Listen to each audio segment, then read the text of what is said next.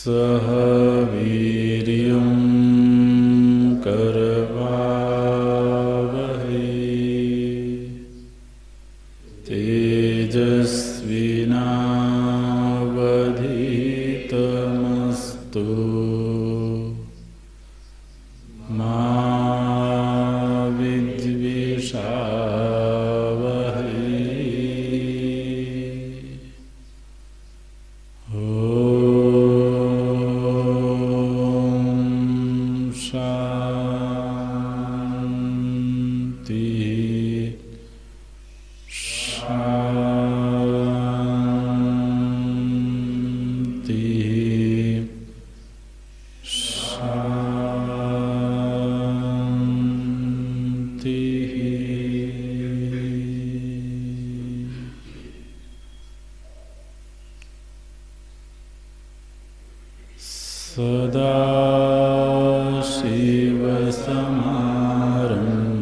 सदाशिवसमारम्भाम्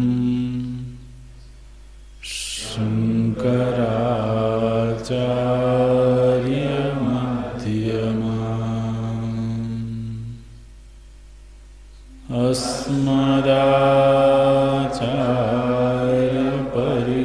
अस्मदाचार्यपर्यन्ताम् वन्दे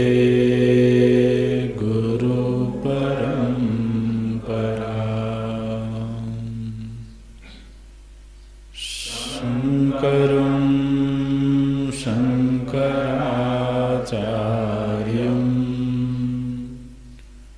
केशवं बादरायणं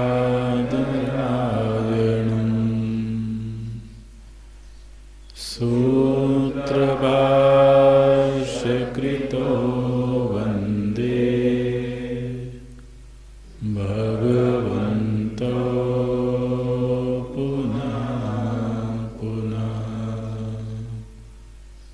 भगवन्तो पुनः पुनः।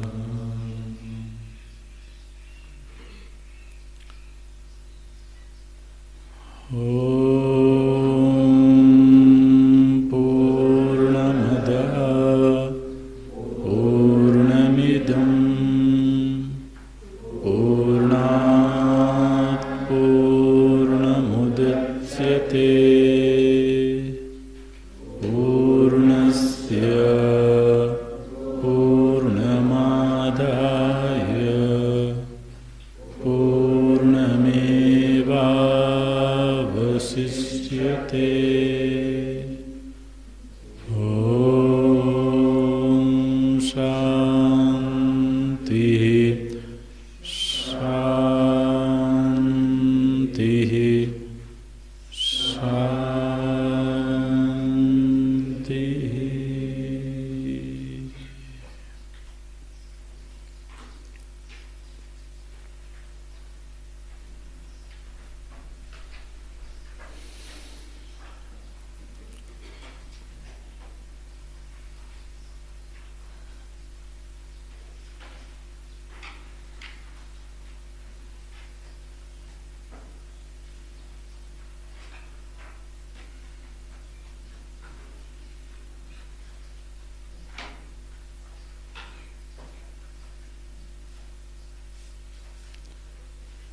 पूर्णम् अधः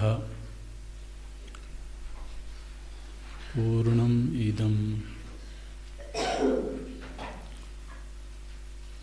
अधः मने वह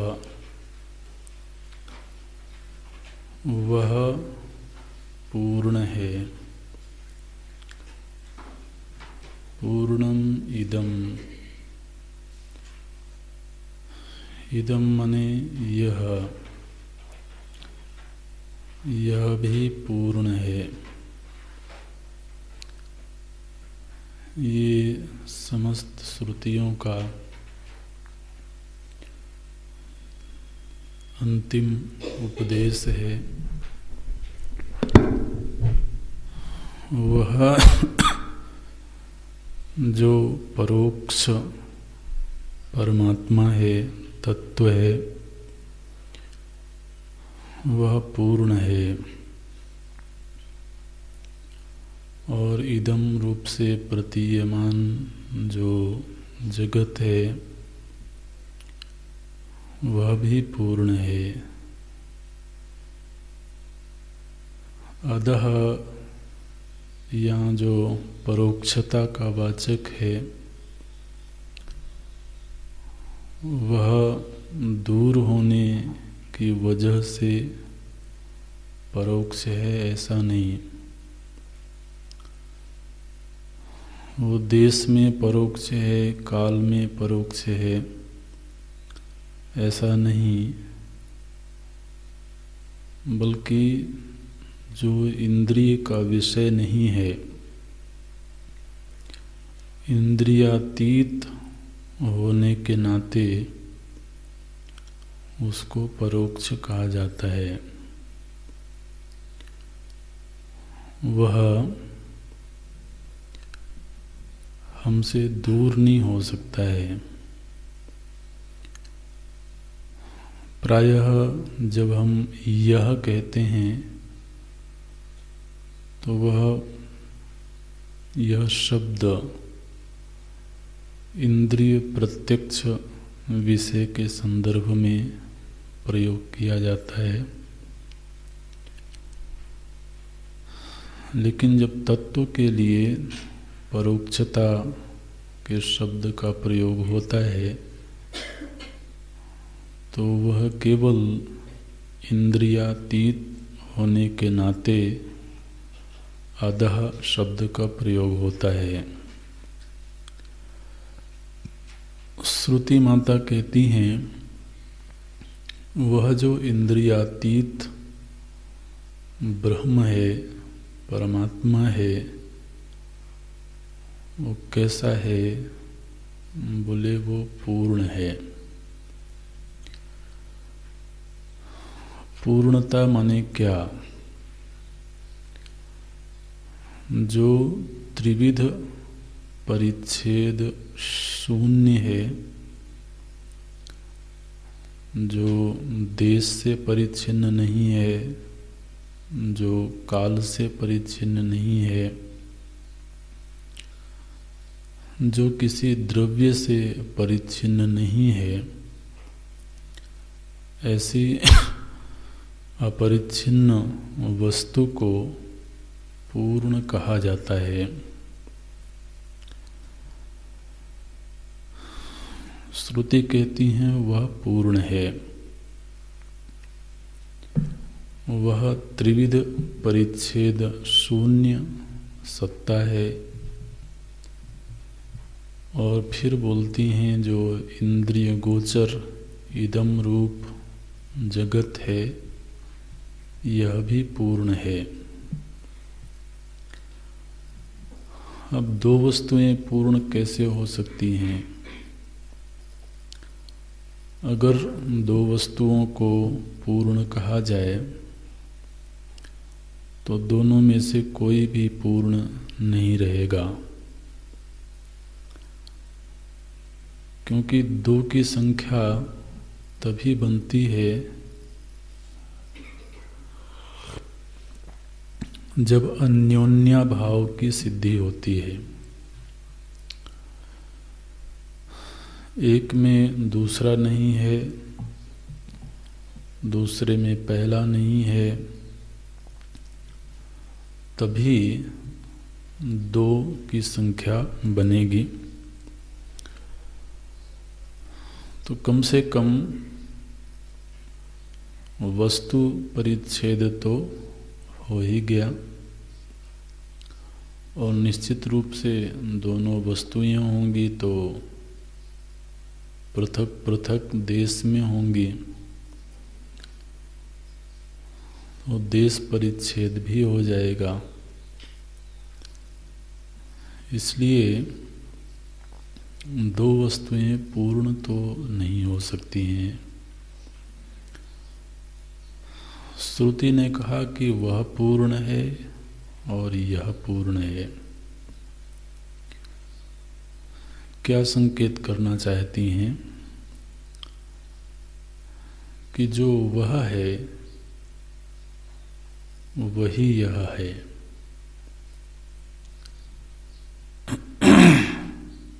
यह जो इंद्रियातीत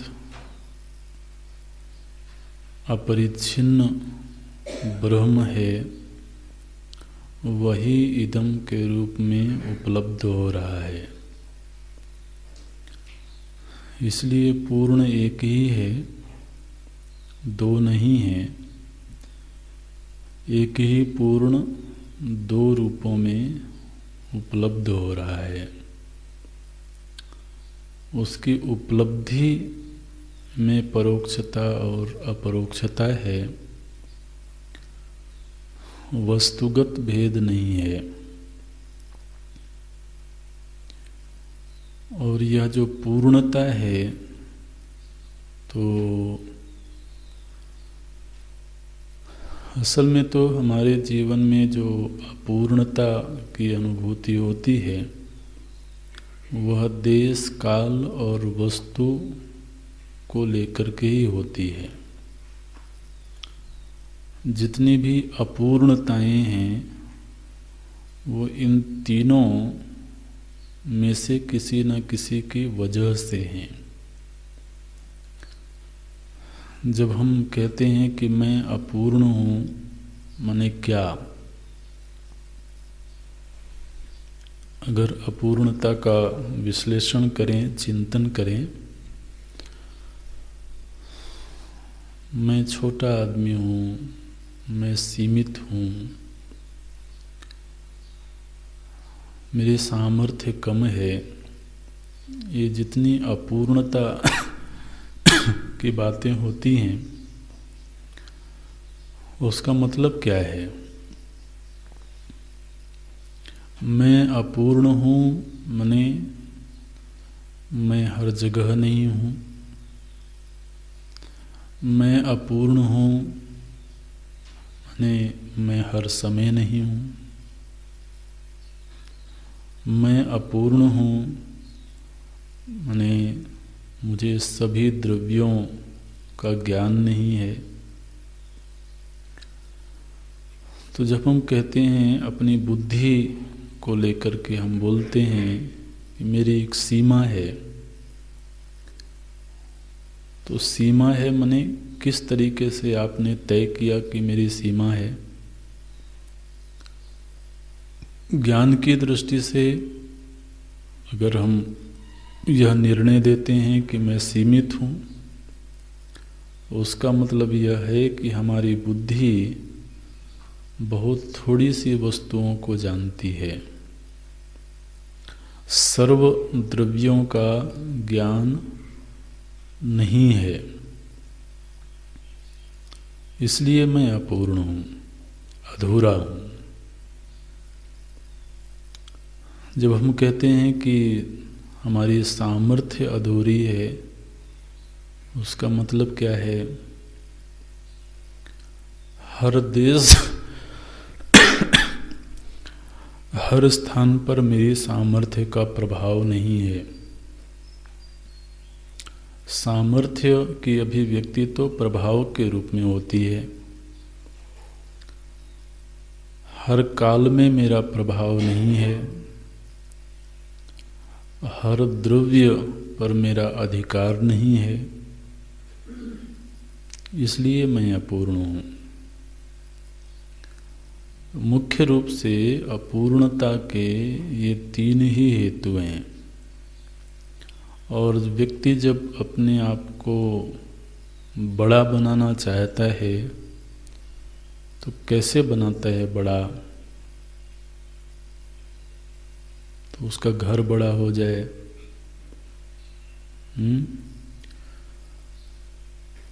घर बड़ा हो जाए माने क्या? देश का विस्तार हो गया, है ना? तो पहले छोटे से कमरे में रहते थे, अब बड़े कमरे में रहते हैं, और देश का विस्तार हो गया। जमीनें बड़ी हो गई, माने देश का विस्तार हो गया। फिर मैं बड़ा हो गया माने क्या? बोले द्रव्य बढ़ गए। पहले कम वस्तुएं थीं, अब ज़्यादा वस्तुएं हो गई। तो हर व्यक्ति अपने विस्तार के प्रयत्न में लगा हुआ है। भौतिक दृष्टि से वो द्रव्यों का विस्तार करता है। धन, आप कहो कि धन से व्यक्ति बड़ा होता है। धन क्या है? एक द्रव्य है, एक वस्तु है, और धन से द्रव्य खरीदे जाते हैं। तो अंततः द्रव्य के विस्तार को ही अपना विस्तार मानता है। कोई बौद्धिक दृष्टि से सोचता है कि मैं बड़ा हो गया, मैंने क्या, उसको अधिक से अधिक द्रव्यों का ज्ञान हो गया, अधिक से अधिक स्थानों का ज्ञान हो गया, काल का अतिक्रमण करके इतिहास में घटी हुई घटनाओं का ज्ञान हो गया। तो अंततः अगर इस अपूर्णता का परीक्षण करें तो देश, काल और द्रव्य ही हमें अपूर्ण बनाते हैं। जिसके जीवन में देश का विस्तार होता है, जिसके जीवन में काल का विस्तार होता है, हम किसी को बड़ा कहते हैं आयु की दृष्टि से। बोले ये हमसे बड़े हैं, माने क्या? उन्होंने ज़्यादा लंबा काल जिया है ना? कोई ज्ञान वृद्ध होता है, कोई आयु वृद्ध होता है, कोई ज्ञान वृद्ध होता है। जब हम किसी को ज्ञान वृद्ध कहते हैं तो माने क्या? हमारे पास जितने द्रव्यों का ज्ञान है उनके पास उससे ज़्यादा द्रव्यों का ज्ञान है।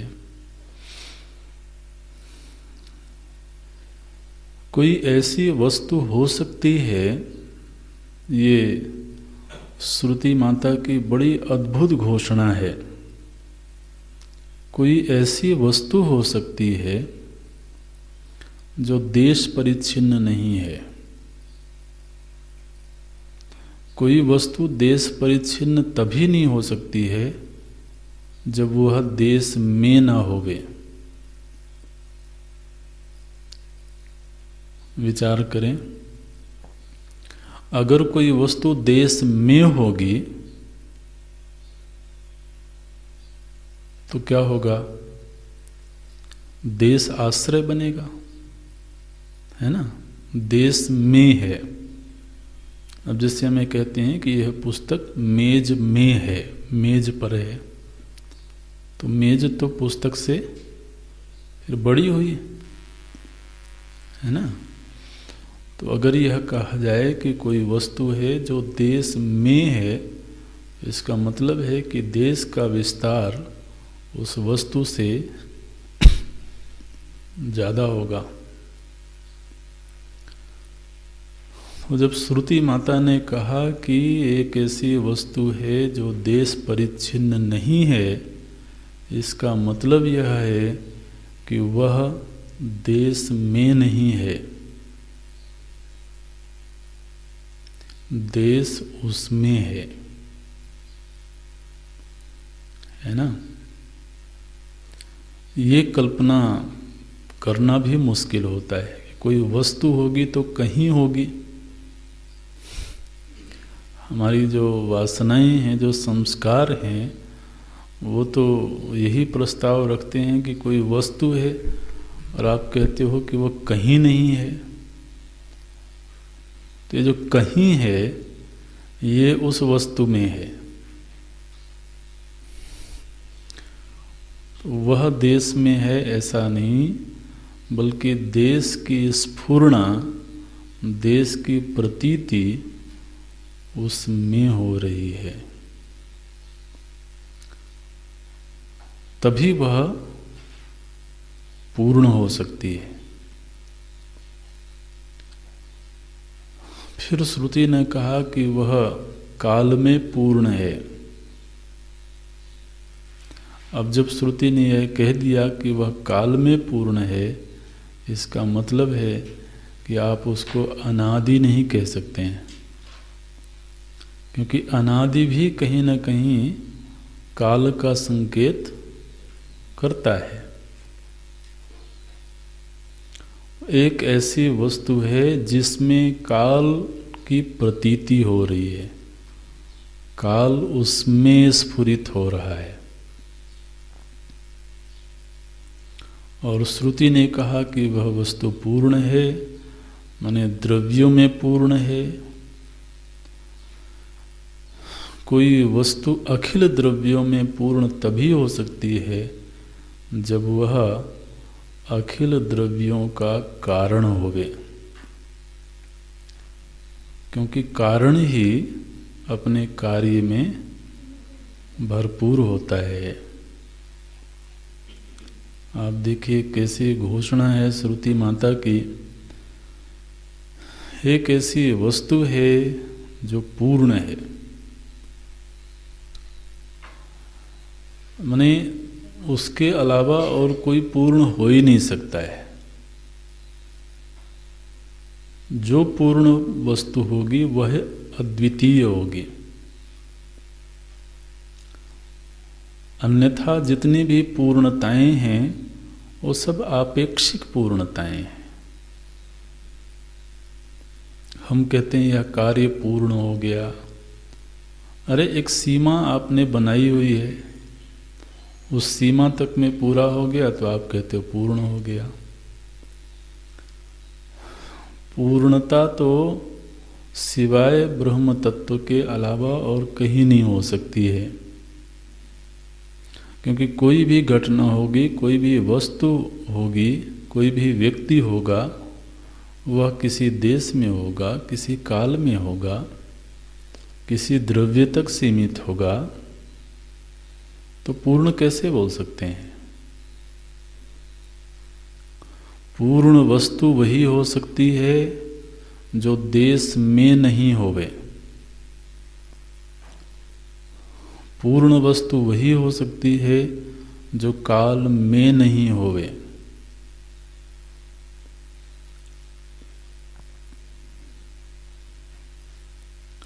सोपाधिक रूप से वो किसी लोक में हो सकते हैं, उनका अपना एक धाम हो सकता है, अपना एक लोक हो सकता है। लेकिन आप जानते हैं ना, धाम भी एक स्थान है।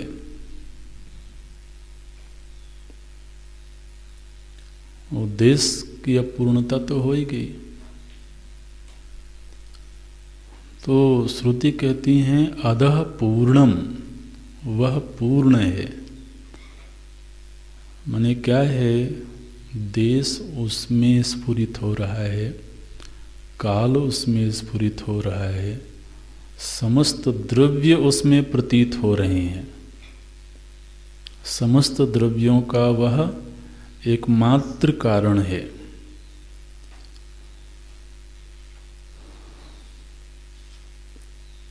देश काल और वस्तु को ही इदम बोलते हैं।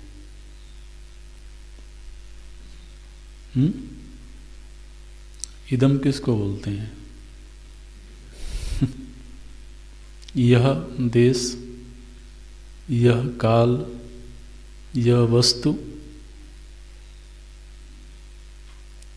इसी को इदम बोलते हैं।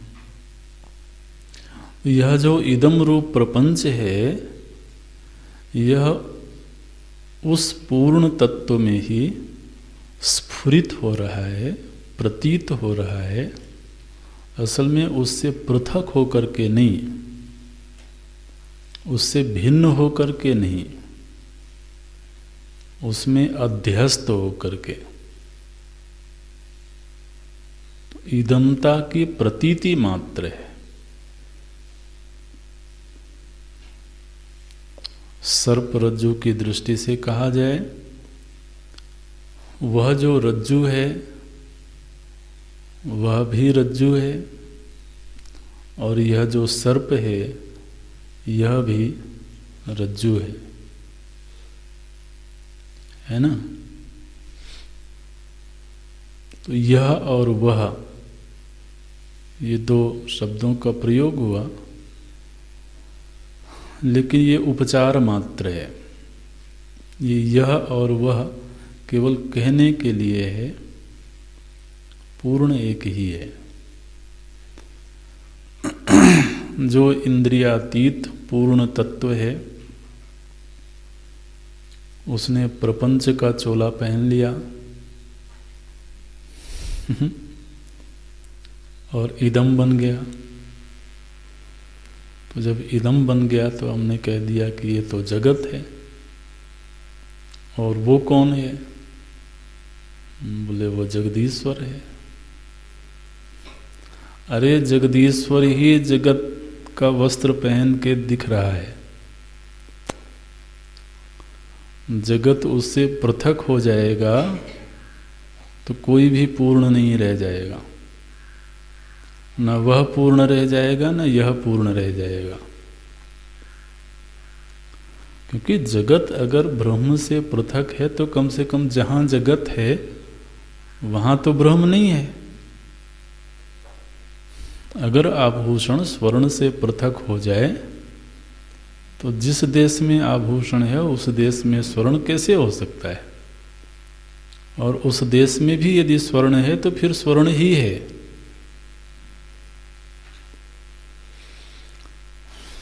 तो इदम को हमने जगत माना हुआ है। श्रुति ने कहा पूर्ण को ही जगत कहते हैं, और जो जगत का ईश्वर है, जिसको वह कह करके बोल रहे हो, वो भी पूर्ण ही है। तो पूर्ण शब्द दोनों जगह आया, अधः पूर्णम इदः पूर्णम। तो पूर्ण तो कॉमन है, सामान्य है। भेद केवल कहाँ है? अधः और इदम में। तो अधः और इदम को यदि बाधित कर दिया जाए तो केवल पूर्ण है।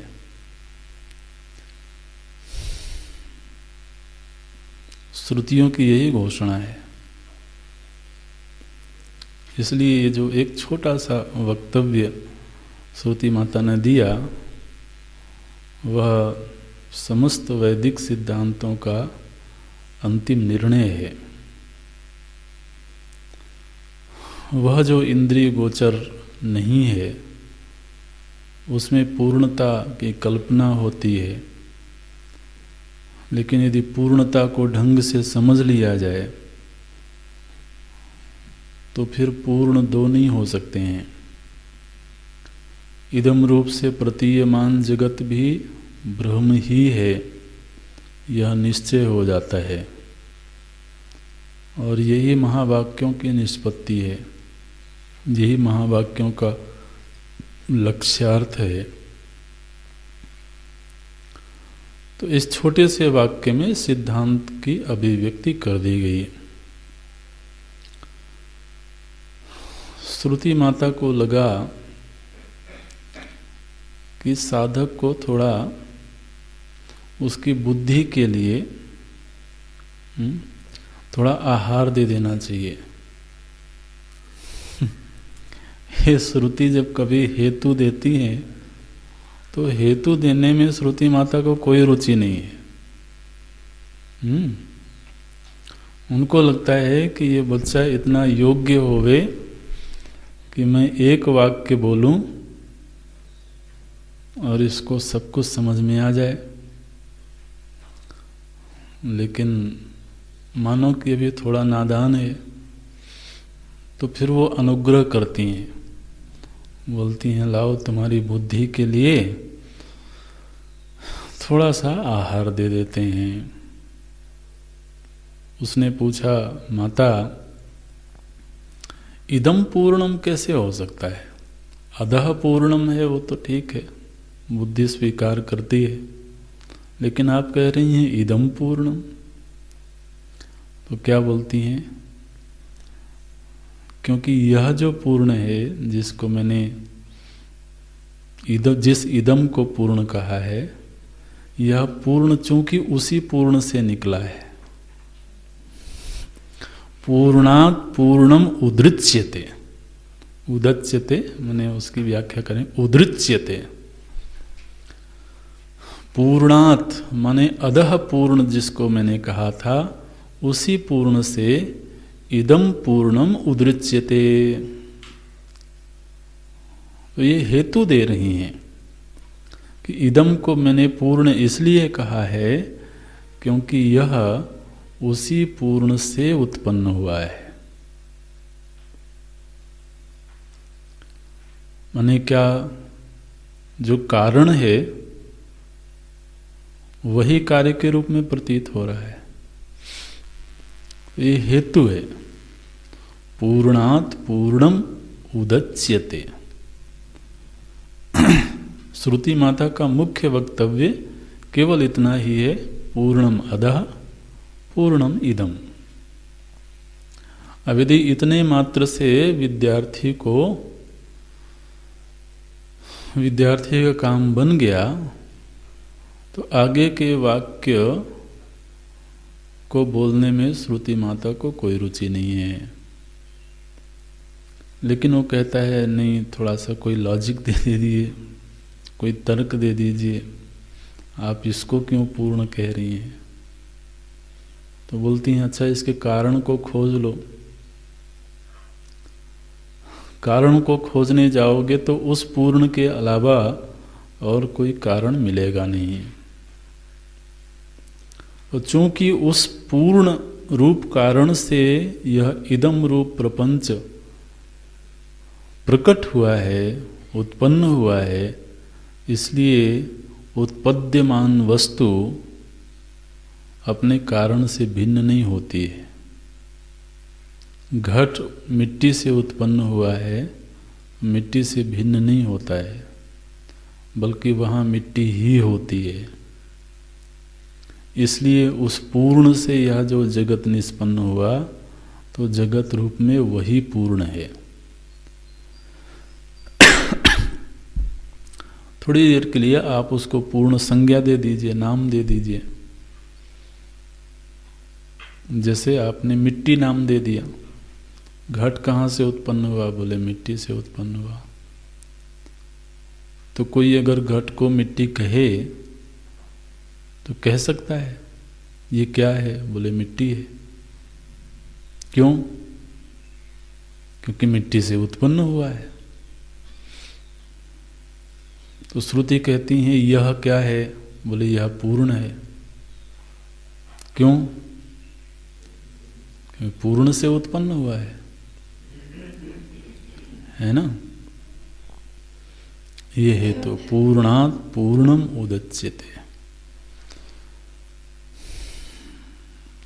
तो माता का वक्तव्य पूरा हो गया। साधक कहता है हे अम्ब, अभी मुझे उसका साक्षात्कार नहीं हो रहा है, अभी मैं उसका अनुभव नहीं कर पा रहा हूं। अच्छा, तो तुमको साधना बताती हूं। तो अगली पंक्ति में बोलती हैं पूर्णस्य पूर्णम आदाय। इस पूर्ण में से, ये इस और उसका बड़ा यहाँ पर चक्कर है, तो आप जरा उसको ध्यान में रखना। कहाँ उस की बात हो रही है, कहाँ इस की बात हो रही है। ठीक है। पूर्णात् नहीं, पूर्णस्य पूर्णम आदाय। अब यहाँ पर जो पूर्णस्य है वो इदम के लिए है। यह जो पूर्ण है इसमें से पूर्ण को निकाल दो। ये साधना है। इस पूर्ण में से पूर्ण को निकाल दो। अच्छा, इस पूर्ण में से यदि पूर्ण को निकाल देंगे तो क्या फल मिलेगा? बोले पूर्णम एव अवशिष्येत। तो पूर्ण ही शेष बच जाएगा। पूर्णस्य पूर्णम आदाय मने क्या?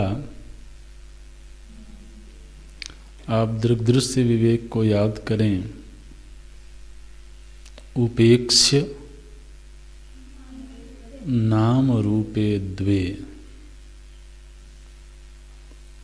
यह इदम रूप जो पूर्ण है, जो जगत है, इसमें से नाम रूप की उपेक्षा कर दो। इसमें से नाम रूप को निकाल दो, क्योंकि जिसको तुम इदम इदम कह रहे हो, जगत कह रहे हो, किसको कह रहे हो? नाम रूप को ही कह रहे हो। जगत रूपम ततोद्वयम आद्यत्ययम त्रयम ब्रह्म रूपम। अब देखिए, आपको श्लोक याद हो तो फिर मनन में आनंद आएगा, नहीं याद हो तो फिर अस्ति भाति प्रियम रूपम नाम चैत्यंश पंचकम। जगत में 5 लक्षण दिख रहे हैं। क्या क्या? ले अस्तिता है, भासमानता है, प्रियता है, नाम है और रूप है। आद्यत्रयम ब्रह्म रूपम। आरंभ के जो 3 हैं, अस्ति भाति प्रियता, ये ब्रह्म का स्वरूप है। जगत रूपम ततो द्वयम। बाद में जो 2 बोले गए थे, नाम और रूप, वो जगत के हैं। इस जगत में से नाम रूप की उपेक्षा कर दो, नाम रूप का बाध कर दो, क्या बचेगा? पूर्णम एव अवशिष्येत। पूर्णस्य पूर्णम आदाय। यह जो पूर्ण, जिस जगत को हमने पूर्ण कहा है, और जगत को क्यों पूर्ण कहा है? क्योंकि यह उस पूर्ण से ही निष्पन्न हुआ है। इसलिए जगत को श्रुति माता पूर्ण कह रही हैं और साधना बता रही हैं कि जब इस पूर्ण में से पूर्ण को, अर्थात नाम रूप को, ध्यान रखें, नाम रूप भी प्रतीति मात्र है। नाम रूप का अधिष्ठान भी वह पूर्ण तत्व ही है। इसलिए कह रही हैं कि इस पूर्ण में से पूर्ण को निकाल दो। तो पूर्ण में से माने जगत में से पूर्ण को निकाल दो, माने नाम रूप को निकाल दो।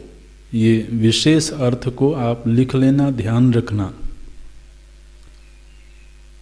अन्यथा तो विस्मृति हो जाएगी, अर्थ छूट जाएगा। उपेक्ष्य नाम रूपे द्वे सच्चिदानंद वस्तुनिम। आगे समाधिम सर्वदा कुर्यात् हृदय वा अथवा बहिः। तो समाधि का क्या स्वरूप बताया गया? वहाँ जो समाधि के अभ्यास की प्रक्रिया का निरूपण हुआ, वो यही निरूपण हुआ कि नाम रूप की उपेक्षा करके जो केवल सच्चित आनंद वस्तु है, उसमें चित्त को समाहित किया जाए, वही पूर्ण है। ये तीसरी पंक्ति साधना है। पूर्णम आदाय, नाम रूप की उपेक्षा। वो इसलिए क्योंकि नाम रूप प्रतीति है, वस्तु रूप नहीं है। इसलिए जो प्रतीति है,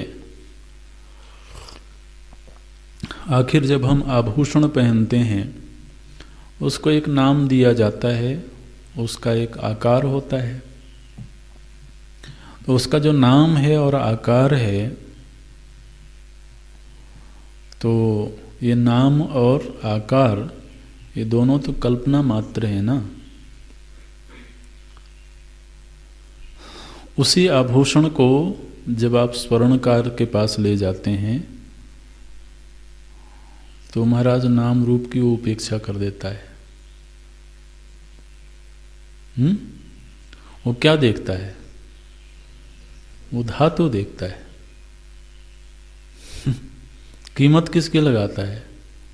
धातु की कीमत लगाता है। लेकिन आप जब शोरूम में जाते हो, आप रूप देखते हो, उसकी कलाकृतियां देखते हो, उसके डिजाइन देखते हैं, उसी की कीमत लगती है। धातु की कीमत तो अपनी जगह है ही, लेकिन धातु के साथ साथ उन आकारों की कीमत है, उस कलाकृति की कीमत है। तो हम उस आकार की और उस नाम की कीमत चुकाते हैं, जो नाम और रूप वहां है ही नहीं। लेकिन जब हम उसके पास लेकर के जाते हैं तो नाम और रूपक की कीमत नहीं देता है, केवल धातु की कीमत देता है। आप देखो कितना समझदार है, नाम रूप की उपेक्षा करके वो बिल्कुल धातु में समाधिस्थ है, उसका ध्यान धातु में है। श्रुति माता कह रही हैं कि ये जो जगत है, ये नाम रूप में ढला हुआ परमात्मा है, नाम रूप में ढला हुआ पूर्ण तत्व है। अगर तो पारखी हो, समझदार हो, तो नाम रूप की उपेक्षा करके धातु को देख लो, कीमती वही है। और नाम रूप की उपेक्षा कर देने पर क्या मिलेगा?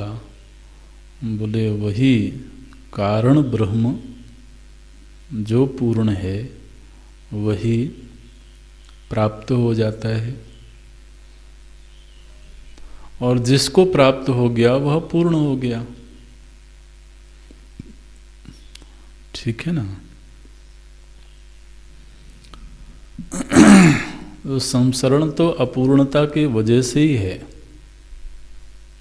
जो पूर्णत्व में प्रतिष्ठित हो जाए उसका कहाँ संसरण है? अरे भाई, संसरण देश में होता है, काल में होता है। आज हम यहाँ बैठे हैं, कल दूसरी जगह बैठेंगे, परसों तीसरी जगह बैठेंगे। इस शरीर में हैं तो इस देश में हैं, दूसरे शरीर में होंगे दूसरे देश में होंगे। इस शरीर में हैं तो इस काल में हैं, अगले शरीर में जाएंगे काल बदल जाएगा, शरीर बदल जाएगा, माने द्रव्य बदल जाएगा। शरीर एक द्रव्य है। तो एक काल में, एक देश में, एक द्रव्य में सीमित जो अस्तित्व की अनुभूति है, यही संसरण का हेतु है। संसरण माने सरकना, एक काल से दूसरे काल में, एक परिस्थिति से दूसरी परिस्थिति में। जो पूर्णत्व में प्रतिष्ठित हो गया वो कहाँ सरके? एक कहाँ भी उसी में स्फुरित हो रहा है। इसलिए संसरण से मुक्ति होती है। पूर्णम एव अवशिष्येत, वह स्वयं केवल पूर्ण मात्र में प्रतिष्ठित हो जाता है। फिर उसमें इदंता और अदंता, माने वह और यह का जो विभाग है वो मिट जाता है। एकमात्र पूर्ण ही शेष रहता है। लेकिन स्थिति कब आती है? बोले पूर्णस्य पूर्णम आदाय, जब पूर्ण में से पूर्ण को बाधित कर दिया जाए, इदमता को बाधित कर दिया जाए, नाम रूप को बाधित कर दिया जाए, तो फिर एक अखंड अद्वितीय पूर्ण सत्ता ही शेष होती है। आप जरा इस मंत्र की महिमा देखिए। इस अर्थ स्फुरणा के साथ मंत्र का पाठ करें वो दिव्य है। साधना भी बता दी गई, साधना का अंतिम फल भी बता दिया गया, और हेतु के साथ में सिद्धांत की प्रस्तुति कर दी गई। ओम, ये ओम जो है ये अपने प्रभु का नाम है, अपने इष्ट देव का नाम है, इसलिए ओम का उच्चार होता है। जिसके जो भी इष्ट देव हैं, मैंने बहुत ज़्यादा झगड़ा झमेला करने की ज़रूरत नहीं है कि ओम जो है तो ये ब्रह्म का नाम है, ये निर्गुण तत्व का नाम है। अरे भगवान कृष्ण कहते हैं प्रणव मैं हूँ। अब आप झगड़ा करो, नहीं जी उनका नाम तो कृष्ण ही है। बोलेंगे ठीक है भाई, मस्त रहो, खुश रहो। लेकिन जो भी हमारे इष्ट हैं उनका नाम ओम है। ये श्रुति माता के द्वारा दिया हुआ नाम है। श्रुति माता भगवान से बहुत प्रेम करती हैं, उनको जानती हैं, इसलिए माता के द्वारा दिया हुआ नाम है ओम प्रणव। तस्य वाचकः प्रणवः। महर्षि पतंजलि बोलते हैं उसका वाचक तत्व क्या है, बोले प्रणव है।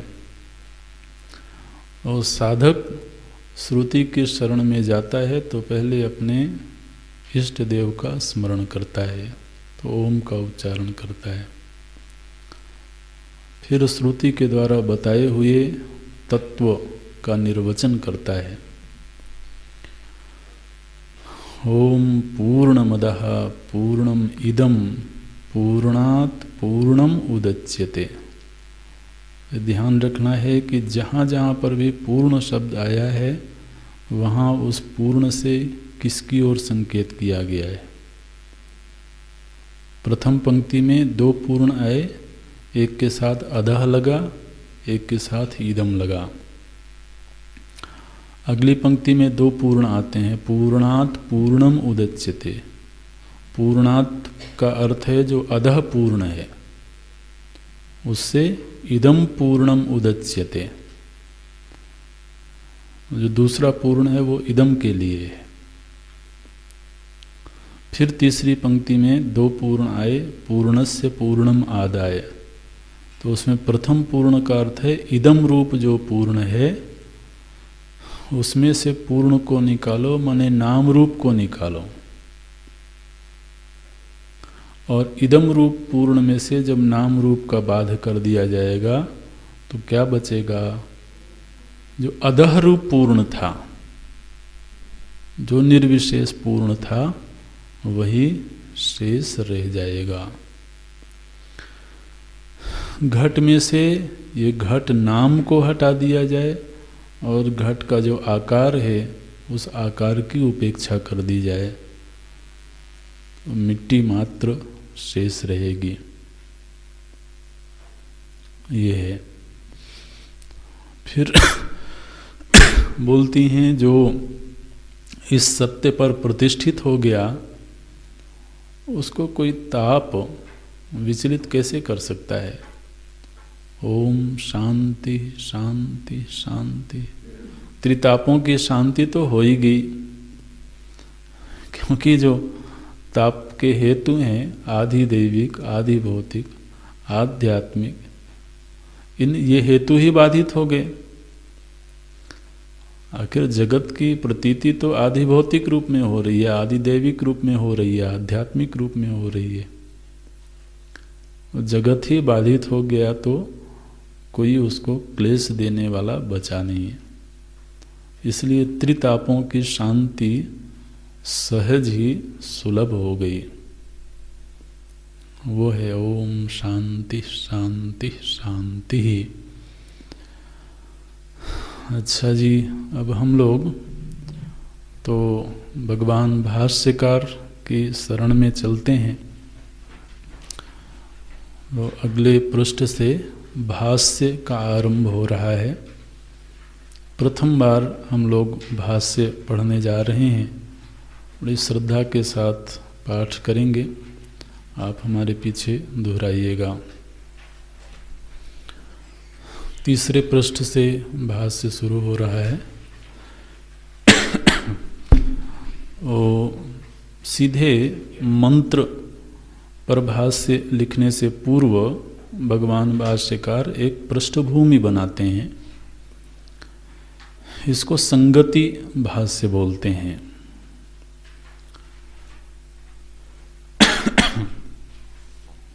संगति भाष्य माने क्या होता है कि जैसे पूर्व कक्षा में बताया गया था कि यह जो ईशावास्य उपनिषद है, यह शुक्ल यजुर्वेद के मंत्र संहिता का 40वां अध्याय है। तो निश्चित रूप से इस अध्याय से पहले 39 अध्याय हैं, है ना। और जब भी कोई ग्रंथ लिखा जाता है तो उसका एक क्रम होता है। एक अध्याय के बाद दूसरा अध्याय आया तो पूर्व अध्याय से अगला अध्याय जुड़ा होता है। आप कोई भी ग्रंथ पढ़ते हैं, भागवत जी पढ़ते हैं, तो एक प्रसंग एक अध्याय में आया, फिर उसी प्रसंग का विस्तार अगले अध्याय में होता है। तो हर अध्याय एक दूसरे से जुड़े होते हैं। अब यहाँ पर 40वें अध्याय को अलग से पुस्तक के रूप में प्रकाशित कर दिया गया। उस अध्याय को उपनिषद नाम दे दिया गया। लेकिन यह अध्याय स्वतंत्र तो होगा नहीं, इसका पूर्व के अध्यायों के साथ में कोई संबंध होगा, है ना, कोई संगति होगी। अगर तो यह स्वतंत्र अध्याय होता, स्वतंत्र प्रसंग होता, तो फिर इसके आगे पीछे की कोई चर्चा की आवश्यकता नहीं थी, अपने आप में एक विषय की प्रस्तुति होती। लेकिन चूंकि यह मध्य में है, 40वां अध्याय है, तो इसलिए पूर्व अध्यायों के साथ इसकी क्या संगति है उसकी ओर संकेत करने के लिए भगवान भाष्यकार सबसे पहले संगति भाष्य लिखते हैं, है ना। तो हमको चाहे भले वो 39 अध्याय नहीं मालूम है, लेकिन भगवान भाष्यकार को तो मालूम है। तो जब वो ईशावास्य उपनिषद पर भाष्य लिखने जा रहे हैं तो उन्होंने पहले वो 39 अध्याय पढ़े हैं। तो उनको मालूम है कि उन 39 अध्यायों में क्या बात कही गई है और अब इस अध्याय में क्या बात कही जा रही है, उनकी पूर्व के अध्यायों के साथ में क्या संगति है। तो आप दोहराइएगा। ईशावास्यम इत्यादयः मंत्राः कर्मसु अविनियुक्ताः तेषाम् अकर्मशेषस्य आत्मनः याथात्म्य प्रकाशकत्वात् याथात्म्यं च आत्मनः शुद्धत्व अपापविद्धत्व एकत्व नित्यत्व अशरीरत्व सर्वगतत्वादि वक्ष्यमाणं तच्च कर्मणां विरुध्येत इति युक्तः एव येषां कर्मत्वविनियोगः न हि एवं लक्षणम् आत्मनः याथात्म्यम् उत्पाद्यम् विकार्यम् आप्यम् संस्कार्यम् कर्तृभोक्तृरूपं वा येन कर्मशेषता स्यात् सर्वासाम् उपनिषदाम् आत्मयाथात्म्य निरूपिणेन एव उपक्षयात् गीतानां मोक्षधर्माणां च एवं परत्वात् तस्मात् आत्मनः अनेकत्व कर्तृत्व भोक्तृत्वादि च अशुद्धत्व पापविद्धत्वादि च उपादाय लोकबुद्धिसिद्धं कर्माणि विहितानि यो हि कर्मफलेन अर्थः दृष्टेन ब्रह्मवर्चसादिना अदृष्टेन स्वर्गादिना च द्विजातिः अहम् न कारणकुब्जत्वादि अनधिकार प्रयोजक धर्मवान् इति आत्मानं मन्यते सह अधिक्रियते कर्मसु इति हि अधिकारविदः वदन्ति। तस्मात् एते मंत्राः आत्मनः याथात्म्य प्रकाशनेन आत्मविषयम् स्वाभाविकं ज्ञानं निवर्तयन्तः शोकमोहादि संसारधर्म विच्छित्ति साधनम् आत्म एकत्वादि विज्ञानम् उत्पादयन्ति इति एवम् उक्त अधिकार्यभिधेय संबंध प्रयोजनान् मंत्रान् संक्षेपतः व्याख्यास्यामः। संक्षेपतः व्याख्यास्यामः।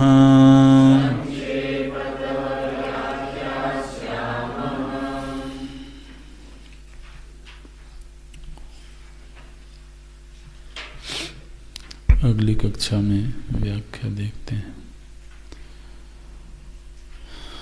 ओम पूर्णमदः पूर्णमिदं पूर्णात् पूर्णमुदच्यते।